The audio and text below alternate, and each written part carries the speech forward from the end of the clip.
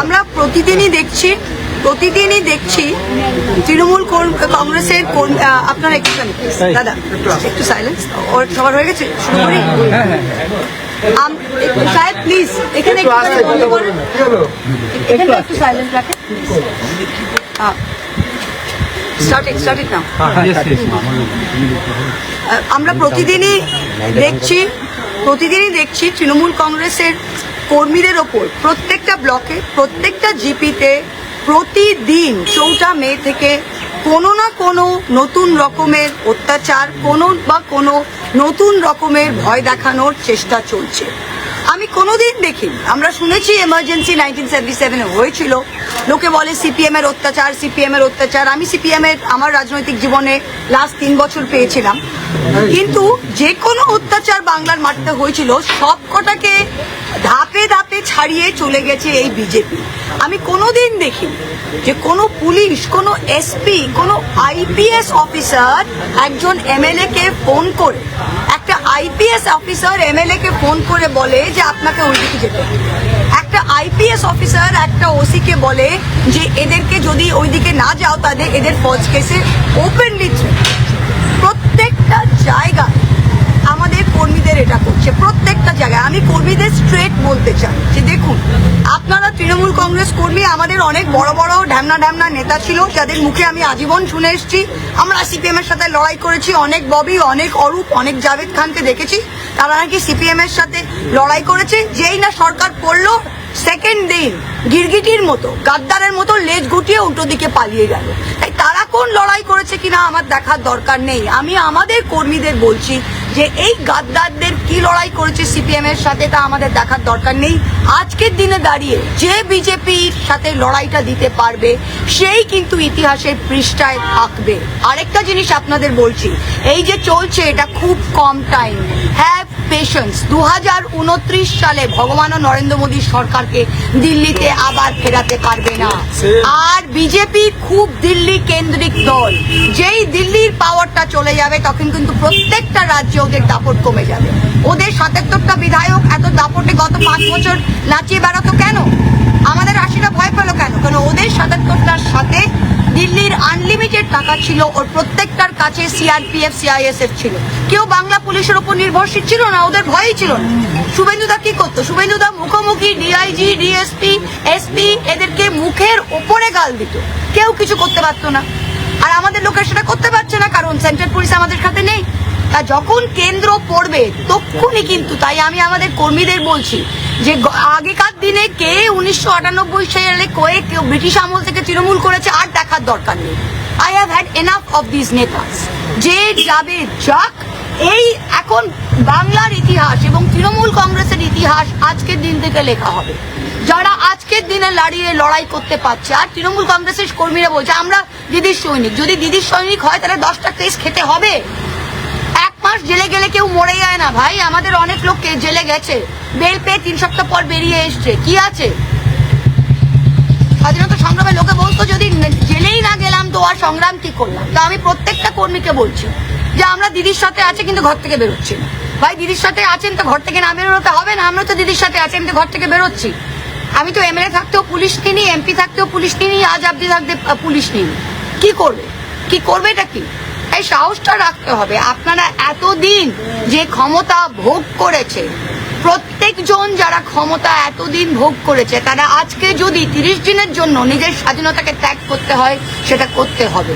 প্রত্যেকটা কর্মীর পরিবার যদি তৃণমূলের পরিবারের সাথে যুক্ত এবং সে লক্ষ্মীর ভান্ডার পেয়েছে, স্বাস্থ্য সাথী পেয়েছে, সবকিছু মমতা ব্যানার্জির দৌলতে পেয়েছে, তা আজকের দিনে সে যেন তার তৃণমূল কর্মীর পাশে দাঁড়ায় আর বলে যে হ্যাঁ বাবা তুই লড়াই কর, তোকে যদি জেলে যেতে হয় আমরা তোর পাশে আছি। এই ভয়ে যেটা হচ্ছে এই ভয়টাকে ভাঙতে হবে। আর 21শে জুলাই আমাদের পারমিশন না দিলে আমরা রাস্তায় করবো, আমরা সবাই অ্যারেস্ট হবো, কিন্তু 21শে জুলাই আমরা করবো।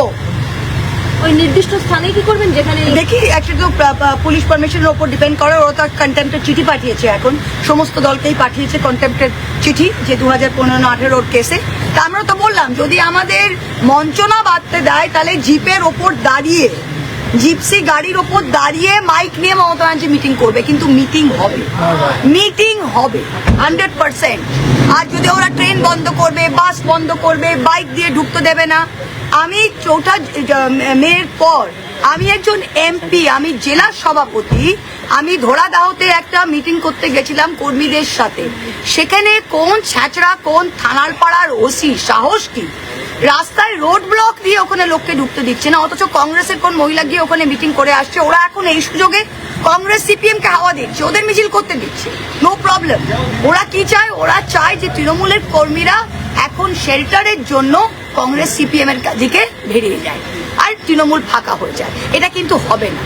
বলছি আজকে তো মিটিং হচ্ছে জাভেদ খানের ওখানে, ঋতব্রত ব্যানার্জি সবাই সব কি রয়েছে। সুন্দর। আমি ওদের একটাই উপদেশ দেবো, I hope they are eating double ডিমের অমলেট। বাচ্চাদের প্লেট থেকে ভাত খাওয়ার ছিনিয়ে ওরা আশা করি ডবল ডিমের অমলেট, ফিশ ফ্রাই আর খাচ্ছে।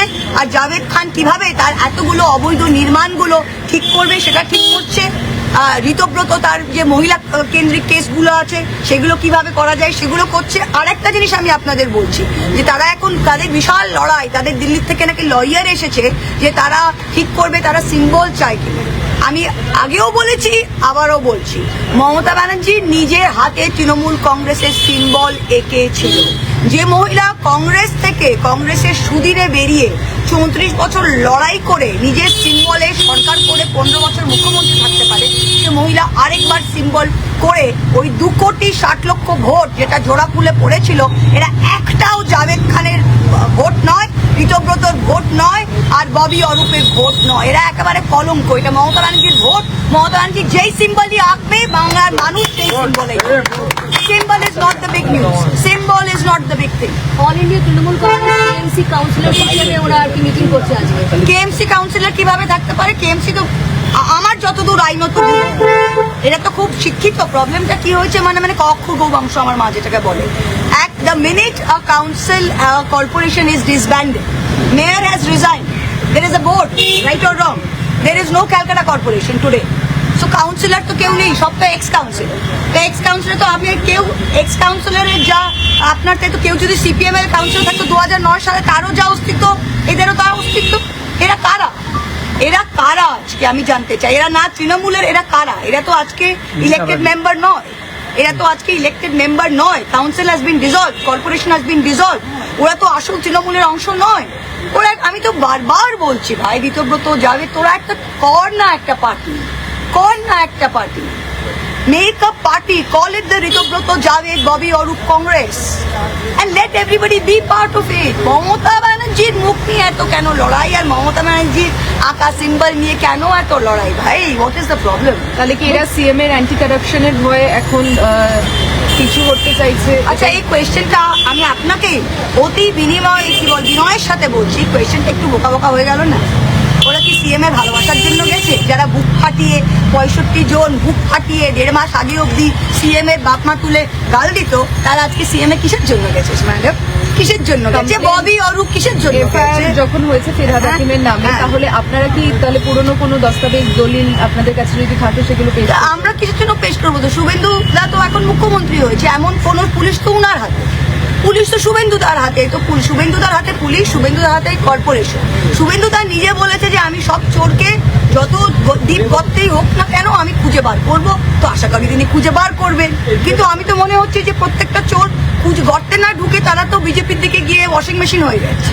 আর আরেকটা জিনিস বলছি, এইটা সিস্টেমটা দেখুন, বিজেপি এমপিদেরও আর এমএলএদেরও তারা কি করলো, এত বুকের পাটা থাকলে তো নিজে নিয়ে নাও না। কিন্তু বিজেপির কর্মীরাও বলছে এদের আমরা ছোবো না, বিজেপির কর্মীরাও বলছে ভাই এদের আমরা নেবো কেন, আমাদের তো তৃণমূলীকরণ আমরা করতে দেবো না। তো ওরা কি করেছে, ওরা একটা বিটিং তৈরি করেছে, বিটিং, না তৃণমূলে না বিজেপি। এরা এখন কোথায় আছে সেটা বোঝা যাচ্ছে। কুণাল ঘোষ বলেছেন বিকেল 5টার মধ্যে অ্যারেস্ট করতে হবে। সে কুণালদা ভেতরে আছে, সেটার উত্তর উনি দেবেন। প্রায় বলেছেন আমার নেত্রী এখনো মমতা বন্দ্যোপাধ্যায়। ও মা, তাহলে টুপিটা খুলুন, টুপিটা খুলুন অরূপদা, টুপিটা খুলুন and smell the coffee, smell the coffee. আর আপনার নেত্রী মমতা ব্যানার্জি আর আপনি তৃণমূল কংগ্রেসের চেয়ারপারসন হয়ে নোভোটেলে মিটিং করছে, আর পেছনে ব্যাকড্রপে সবার ছবি, মমতা ব্যানার্জির ছবি নেই।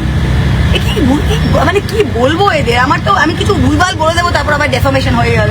আজকে বুঝতে পারলেন? দিদি, 21শে জুলাই কত আমার মনে আজকে দিনের কথা বলো, আজকে কি নিয়ে বলবো? আজকে না, আজকে তো প্রতিদিনই আমাদের বৈঠক হয়, প্রতিদিনই আমাদের দিদিমণির এখানে রোজ আমরা আসি, আর সব জেলার থেকে কর্মীরা আসে, তাদের সাথে কথা হয়, সেটা নিয়েই বৈঠক হচ্ছে, রোজই আমরা দেখছি। আর দেখুন, আমাদের তো রোজ নবটালে গিয়ে মিটিং করতে হচ্ছে না, কারণ আমরা তো কিছু ভুল করিনি। আমরা 2,60,00,000 ভোট মানুষ মমতা ব্যানার্জিকে দিয়েছে, সেই ভোটটা তো পিছিয়ে যায়নি। এই 65 জনের একজন তার নিজের বউটাকে ভোট দিয়েছে কিনা আমার ডাউট আছে। তা how does it matter who comes who goes, আমরা কিচ্ছু যায় আসে না। এই ভোটটা এই মানুষ যারা মমতা ব্যানার্জির মধ্যে আস্থা রেখেছেন, এই মানুষদের তো সাথে নিয়ে তাদের জন্য তো আমরা দাঁড়িয়ে রাখবো, কারণ এই সমস্ত মানুষদের কাছে একটা চয়েস ছিল, তারা বিজেপিকেও ভোট দিতে পারে, তারা বিজেপিকে দেখুন, মানুষ যখন ভোট দেয় বোতাম টেপে, তার দুটো জিনিস সে করে, এক নিজের পছন্দটা জানায়, আর দুই তার যেটা অপছন্দ সেটা বর্জন করে। এই সমস্ত মানুষ যারা তৃণমূলকে ভোট দিয়েছে তারা তৃণমূলকে পছন্দ করে এবং বিজেপিকে বর্জন করেছে। তারা নিশ্চয়ই রাতারাতি আমাদের এই কয়েকটা চোরটা কাউন্সিলর আর এমপি এমএলএ চলে গেলেও বাকিরা কিছু করবে না। ঠিক আছে দিদি, 21শে জুলাই যে মঞ্চ বেঁধে আপনারা যে রাস্তার উপরে 21শে জুলাই করবেন, না বাংলাটা করে দিচ্ছি, হ্যাঁ। 21শে জুলাই মঞ্চ বেঁধে আশা করছেন কত সংখ্যক, আমি জানি না এখন কত কর্মী একসঙ্গে জড়ো করতে পারবেন? পারমিশন জানি না, ওই স্থানে করতে পারবো কিনা তাও জানি না, দেখতে দেখতে যাও। এখন তো আমাদের পারমিশন ওখানে আছে কিনা তাও নেই, তো পারমিশন হলে তারপর দেখা যাবে।